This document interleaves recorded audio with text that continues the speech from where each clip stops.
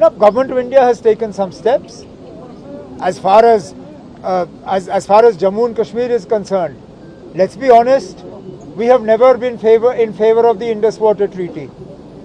We have always believed that the Indus Water Treaty has been the most unfair document to the people of Jammu and Kashmir.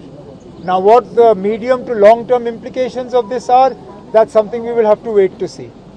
পাকিস্তানকে কোন ভাষায় জবাব দেবে ভারত?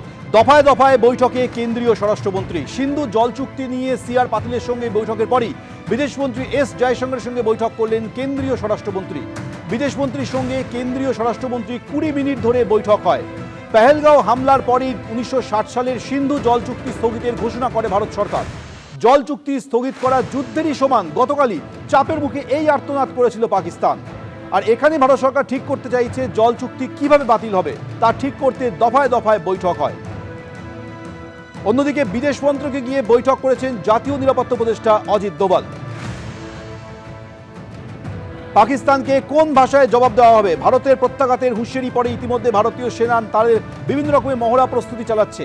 এর পাশাপাশি যে সিন্ধু জল চুক্তি বাতিলের কথা ঘোষণা করেছে কেন্দ্র সরকার, তা ঠিক করতে কোন পথে সেই সিন্ধু জল চুক্তি বাতিল করা হবে তা ঠিক করতে দফায় দফায় বৈঠক করলেন কেন্দ্রীয় স্বরাষ্ট্রমন্ত্রী অমিত শাহ। বিদেশমন্ত্রীর সঙ্গে যেমন বৈঠক করেছেন, সিআর পাতিলের সঙ্গেও তিনি বৈঠক করেছেন।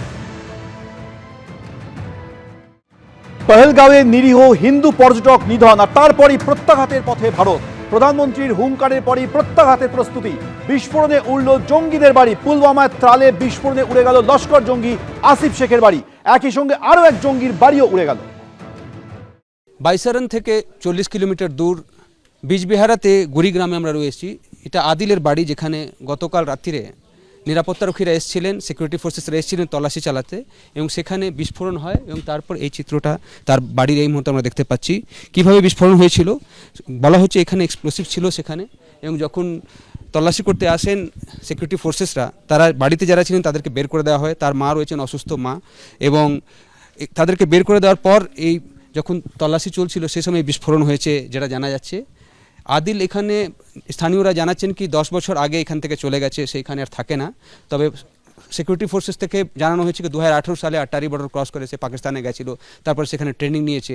তারা এটাও জানাচ্ছেন গত বছরই সে আবার ফিরে আসে জম্মু কাশ্মীরে, এবং তারপর 22 তারিখের যে ঘটনা ঘটেছে এখান থেকে ঠিক 40 কিলোমিটার দূর, যেখানে 26 জন নিরীহ মানুষের প্রাণ গেছে, সেটাতে তার একটা ভূমিকা রয়েছে, তাই তাকে তল্লাশি করা হচ্ছে। 12:30 बजे के करीब एक ज़ोरदार धमाका हुआ।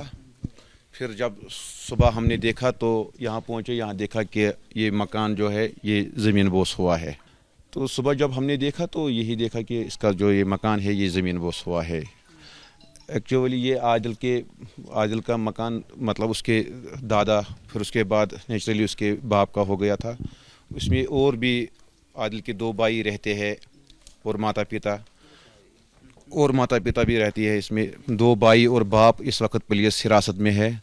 माता इसी मकान में थी तो उनको भी बोला गया कि आप भी सुरक्षित जगह पे जाइए, तो वो भी इन पड़ोसी के घर में है। तो बस ये हुआ जो आप देख रहे हैं। 22 तारीख को जो पहलगाम में घटना हुई, आपने देखा होगा 26 लोग निर्दोष लोग मारे गए, और उसको लेकर के ही जांच चल रही है। उसमें कहा जा रहा है कि आदिल का कुछ रोल था पाकिस्तान जाने के बाद। क्या आपको लगता है कि उसकी कोई रोल अगर थी तो क्या सज़ा होनी चाहिए?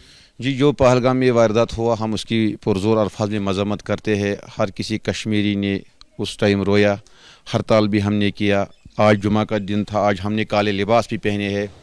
तो हम जो उधर पीड़ित वो उसमें शहीद हो गए, हम उनके गम में बराबर के शरीक है। तो हम जो बाकी यहाँ पे टूरिस्ट्स हैं उनको कहते हैं कि हम उनसे अपील करते हैं कि आप कश्मीर छोड़कर मत जाइए। इस मुसीबत की घड़ी में आप हमारे साथ रहिए, हम आपके लिए अपनी जान भी कुर्बान करेंगे। आदिल इस गांव में कब आया आखिरी बार, आप लोग जानते हैं? आदिल बचपने से एक शरीफ लड़का था। फिर उसके बाद जब उसने ग्रेजुएशन कंप्लीट किया, MA शायद उसने किया, तो उसके बाद वो श्रीनगर की किसी काम के सिलसिले में गया। फिर 2018 से उसका कोई आता पता नहीं है। अगर आदिल इसमें इन्वॉल्व जैसे नाम आ रहा है, कैसी सजा चाहेंगे आप? तो जो अगर उसका नाम आएगा तो हम सरकार से ये अपील करते हैं, उसको जो भी इसमें मुलव्वस है उसको कड़ी सज़ा दी जाए। तो जो जिसने उनको भी वही उसी अंजाम पर पहुंचाया जाए जो उनने काम अंजाम दिया है। कौन चाहेगा कि किसी कोई कातिल होगा तो उसको ऐसे ही छोड़ दिया जाए। তো তারাও চাইছেন কি শাস্তি হোক এবং কঠোর শাস্তি হোক আদিলের বিরুদ্ধে। ক্যামেরাম্যান মানের সঙ্গে বিজেন্দ্র সিং, এবিপি আনন্দ, গুরি, বিজবেহারা।